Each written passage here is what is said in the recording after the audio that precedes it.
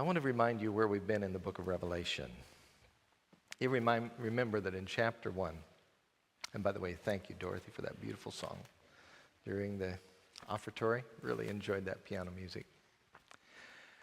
A lot of music, by the way, in Revelation, isn't there? That's one of the neat things about Revelation. But today we're going to study about a time when there is no music. But in preparation for that, I want you to remember where we've been. Chapter 1, remember we saw that glorious vision of the Son of Man. And you remember that as we went into the history of the church and the condition of the church in every age and in every circumstance, we saw that there was a particular characteristic or quality of Christ that meets that specific need that we have as individual Christians, as a corporate body, or Christ's church throughout the ages. There is never a circumstance for which he is not prepared. Wonderful to go through the history of the church, and yet there were some sad things there too. In particular, when we went in, remember after we went through the throne room scene there in chapters 4 and 5, where everybody was singing, and the group got larger and larger, remember, and finally there was that multitude that no man could number, all singing around the throne. The praises of God. Lots of song, lots of activity, lots of praising going on around God's throne. And then we dove into the seals, the 7 seals. Remember there in the throne room scene, there was that scroll that had 7 seals on it, and no one could be found to open it until he saw, who was it? The Lion of the tribe of Judah. Well, actually, he heard about that, and then he turned around and he looked for the Lion of the tribe of Judah. What did he see? He saw a lamb that was being sacrificed. He saw that lamb.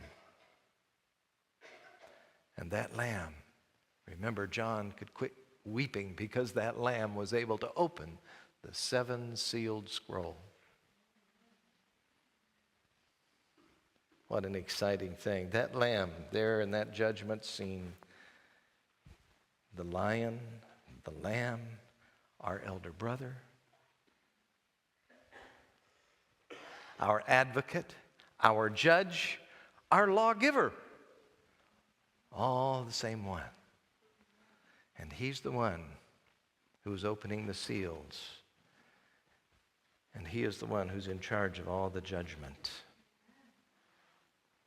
And then as we went through the activities that were taking place, remember, to open those seals, it was a little bit of a sad thing to see how that God's people went from that glorious white condition, that pure condition, conquering and to conquer. You'll remember that white horse, and then to the area, the time of persecution, signified by the red, and then into the materialism and the acceptance and the blackness of apostasy. And then from there, the church went on into a condition that was even like death itself, remember? Pale, lifeless. And each of those 4 seals, as they were opened, John saw, remember? Or he heard, I should say. He heard. And then the 4th and the 5th and the 6th, he sees. So first he hears the 4, then he sees 5 and 6. You remember 5 opens up at the end of that deathly time of the dark ages. And the blood of the martyrs is crying out from under the altar. Remember that? How long, O Lord? How long? And then the 6th seal opens, and we see that it can't be very long, because these signs that Jesus himself foretold are mentioned there in the 6th seal. Remember? The signs that Jesus himself gave on all of it to tell us when to know his coming was very soon. And so as we looked at that 6th seal, you'll remember there in chapter 6, we saw that it seems like we today live between verses 13 and 14. Because in verse 14, The sky recedes like a scroll rolling up, and every mountain and island are removed from their place.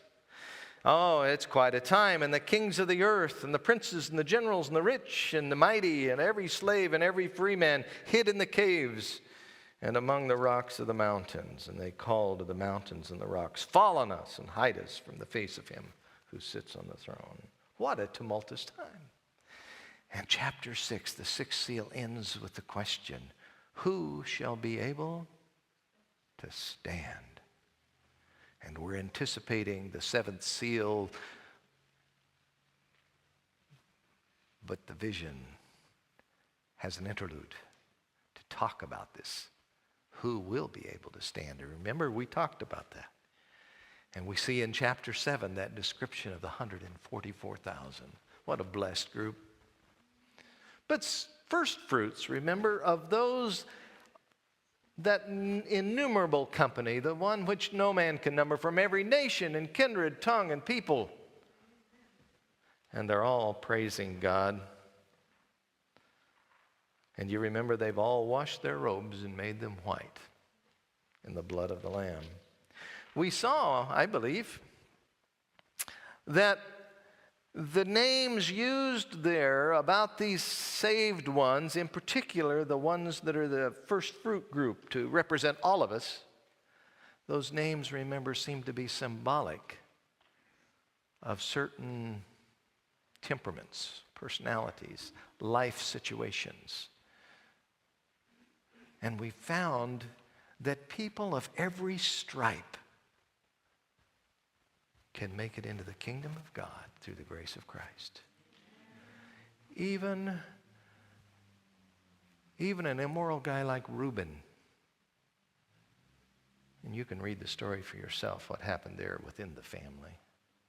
Even a cruel man like Simeon or his brother Levi. Even a gadabout like Gad. Even the ones who were fun-loving. There were all kinds of characteristics in this family.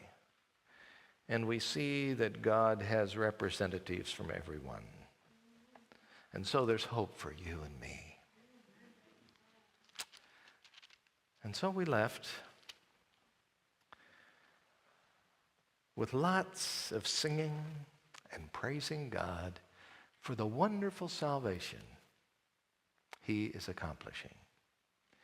And we see that with the sixth seal, the scroll is almost completely open. And it seems that when it's finally open, all of God's people are able to receive their inheritance. That's quite a time. And so we're expecting something really great as we get to the seventh seal, aren't we? And what do we find as we get into the seventh seal beginning in chapter 8? When he opened the seventh seal, there was silence in heaven for the space of about half an hour. Wow. You know, I read some commentaries on this, and there are some that are just totally stumped by this whole thing. They think it's just totally out of character. It doesn't even fit the situation. I believe it does. What would cause silence? Think about the things. What causes silence for you? What times do you just involuntarily be quiet? Involuntarily. Or maybe voluntarily. But often we are quiet at certain times almost without thinking. There are certain things that just leave us speechless. What kinds of things leave us speechless? Beauty. Things that are awe-inspiring. All right. What? Reflection. A time of reflection. When you're very introspective. bad news. What's that? Surprises, all right. Yeah, you had a birthday surprise not long ago, didn't you? You were speechless, and I remember that, and I couldn't believe it. That's a little joke between Nasim and I. She said it herself. Yes. There are certain things that cause us to be quiet. Don't you wish the Bible would say a little bit more about why heaven is quiet here? I want to give you some suggestions that people have come up with. They're not original with me, but I sorted through it and I kind of accepted the ones that I think might apply. I think there's one that stands out above all others, but let me share with you three.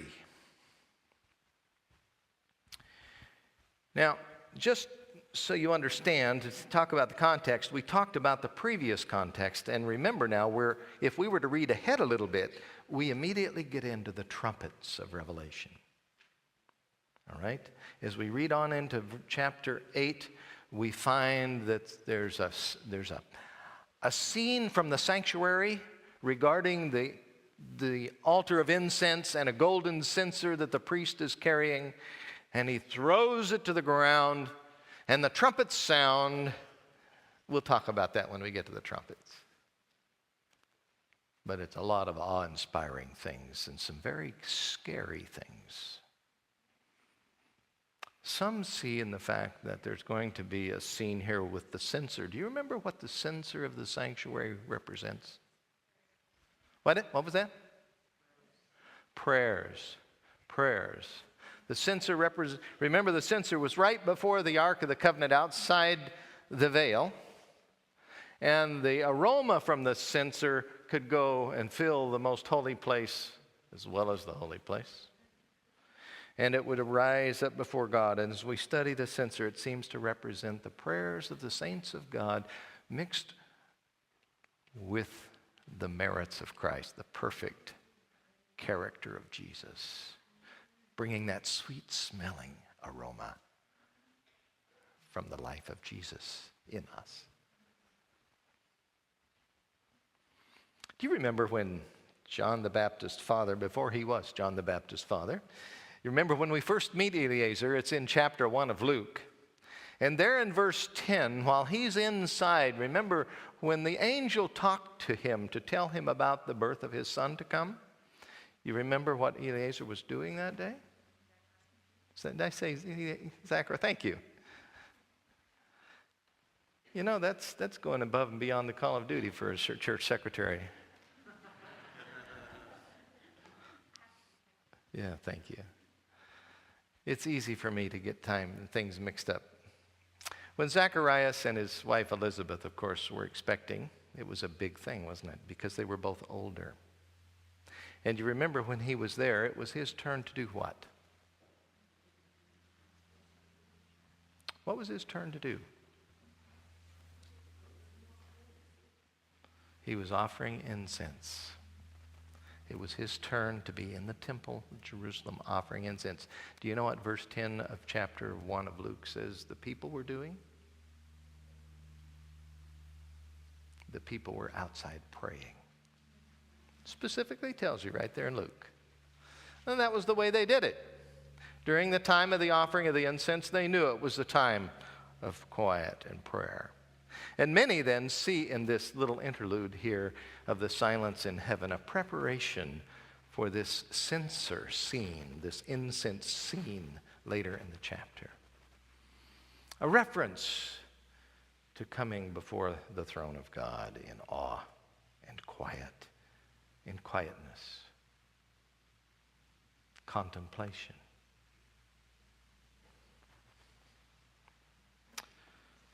What other kinds of things could it be?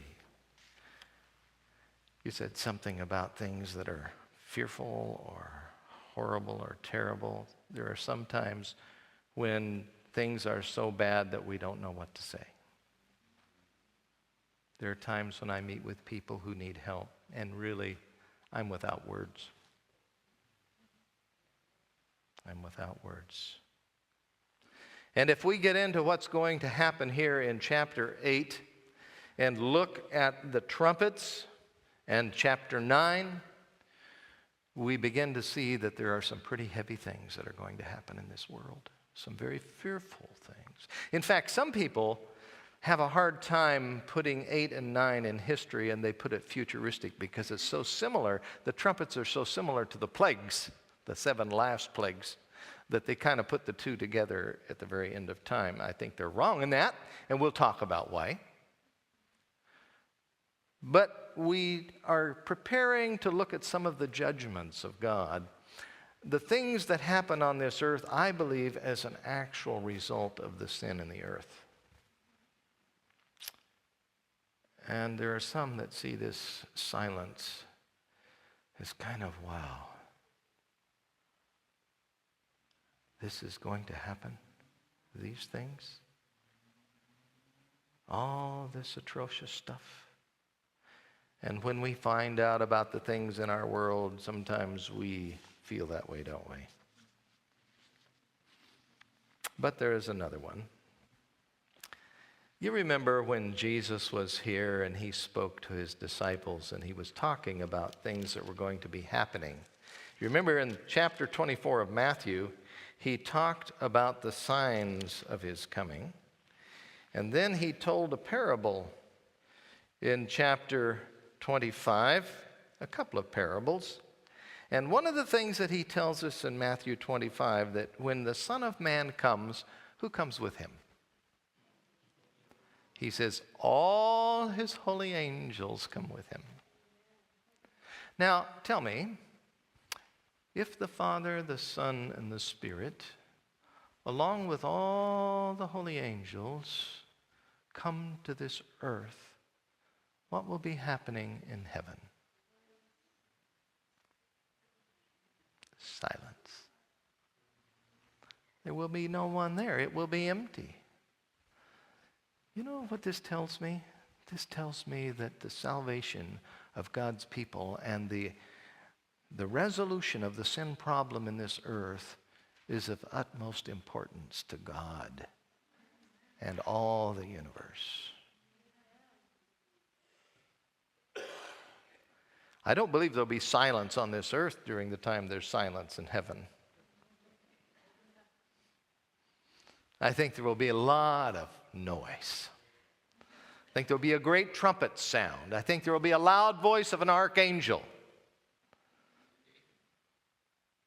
There will be a lot of things going on during that time. Because when we left the sixth seal, we know that the next thing that must happen, remember, every island's moved out of its place, every mountain is brought low. What would happen if Jesus did not come?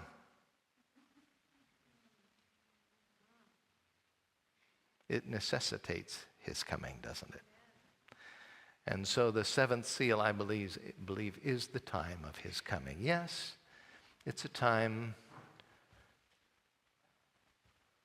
of prayer. It's the time of answered prayer. It's the answered prayer of all the saints. How long, O Lord? It's the answer to the final prayer of the Bible. Even so, come quickly, right? And it's also a time of great contemplation because of what else must occur. Because Thessalonians tells us that when the glory of Christ appears, something happens to the wicked. You remember in Corinthians it talks about building a foundation. One kind of a foundation you can build is out of gold and silver and precious stones, and another kind of foundation you can build is out of wood and hay and straw or stubble.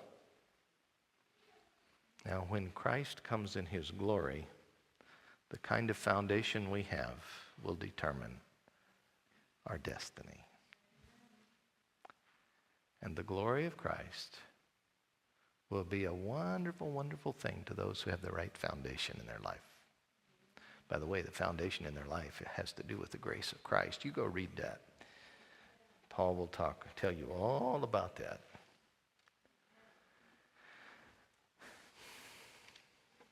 It's a marvelous thing to contemplate these events and activities. You know, I believe that there's been more than one time when there's silence in heaven. You remember in Ezekiel 33, it tells us God's attitude towards the destruction of the wicked. Do you remember what it says? He said that he has no pleasure in what? In the death of the wicked. No pleasure. In fact, verse 11, I believe it is, ends with the question, "Oh, why will ye die, O house of Israel?" Destruction and death is not something God wants. But it is a natural result of rebellion, and it will happen. What do you think it was like in heaven when Eve plucked the fruit? Actually received the fruit plucked by the serpent, I believe. What do you think it was like in heaven at that moment? I think there was a pause. What do you think it was like when the door of the ark was shut and finally after that 1 week the windows of heaven opened and the fountains of the great deep burst forth and the people of this world, save 8, were being destroyed by the elements? What do you think was happening in heaven at that moment? What do you think was happening in heaven after Abraham had bargained with God? What about if there are 50 righteous? How about 40? 30? 20? Lord, if there are only 10 in Sodom, would you save it? And of course, 10 were not found, were they? What do you think it was like in heaven as Lot's wife was turning around and becoming a pillar of salt and the fires of brimstone were raining down upon the cities of the plain? What do you think was happening in heaven?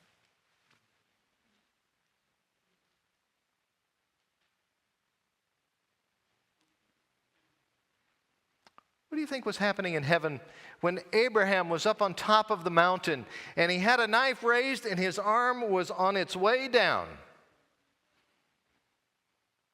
And Isaac was as good as dead.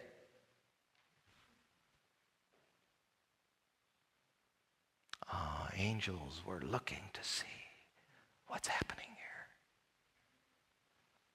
They love to look into these things, but they can't quite comprehend it. But we experience it and know it.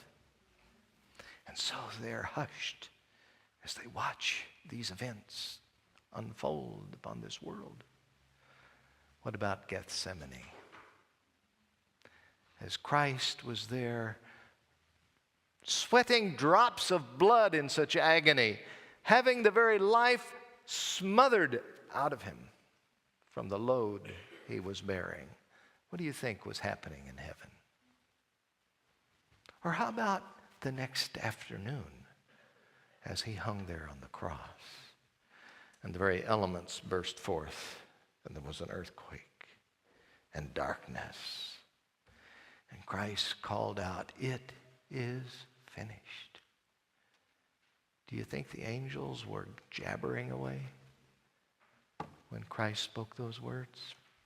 No way. Heaven has a great interest in what's happening with you and me.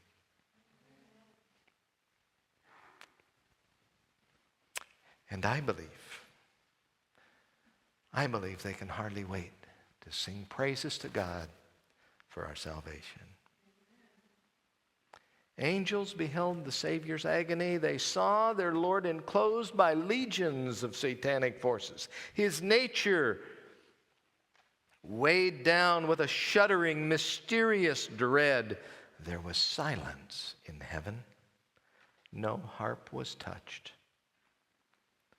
Could mortals have viewed the amazement of the angelic host as in silent grief they watched the Father separating his beams of light, love, and glory from his beloved Son, they would better understand how offensive in his sight is sin. That's taken from a book called Desire of Ages, page 693. In another little book, it talks about an interesting period of time. It's a little book called Early Writings by the same author. And it talks about the saints of God ascending back to the heavenly throne, the heavenly courts. And on their journey, it says, it mentions in that little book on page 16, we all entered the cloud together, talking about that cloud of angels that comes with Christ, and were 7 days ascending to the sea of glass. Did you know that Jewish tradition mentions an interesting period of 7 days at the end of the world that's kind of like the counterpoint to the 7 days of silence of creation, with only God speaking? It's found in a little apocryphal work, actually, so you don't find it in your normal canon of Scripture. It's Jewish understanding. And it mentions in 2nd Esdras, chapter 7, verse 30, that the world shall be turned into old silence 7 days, like as in the former judgments. And we know what it's talking about because it's talking about a time when the earth, 2 verses later, the earth shall restore those who are asleep in her. There's an understanding among some that there will be a time of about a week when some special things take place.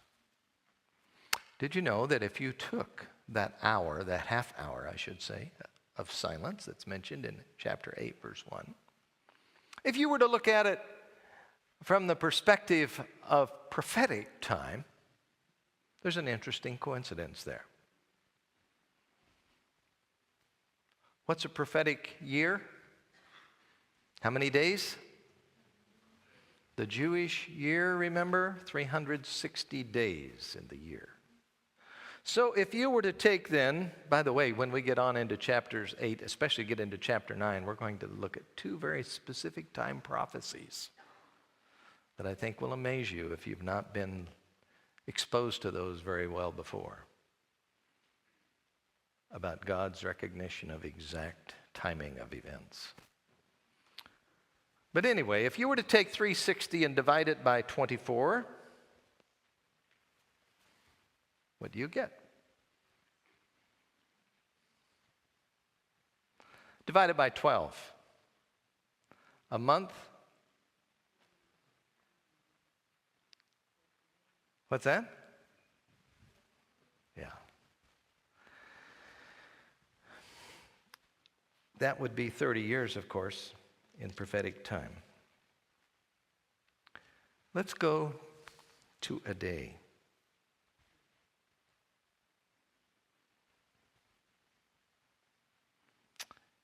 If a day is a year in time prophecy, how much would an hour be?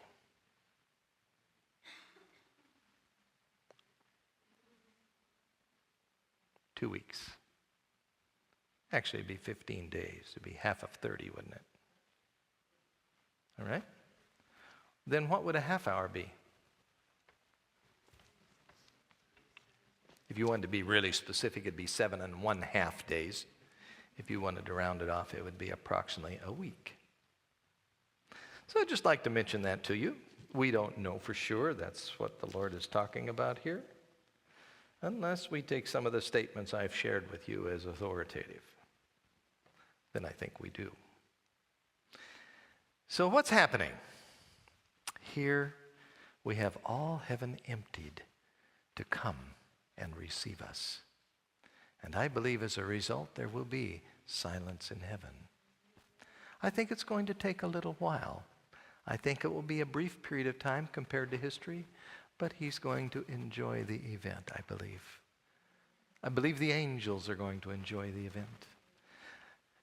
What kind of a shout does Christ have when he comes? It's a great shout. It's a loud shout. I believe when he comes, he is going to be excited as we are.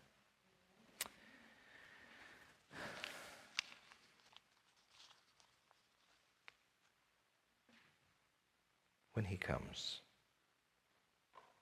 what's he going to find? What's he going to find with us?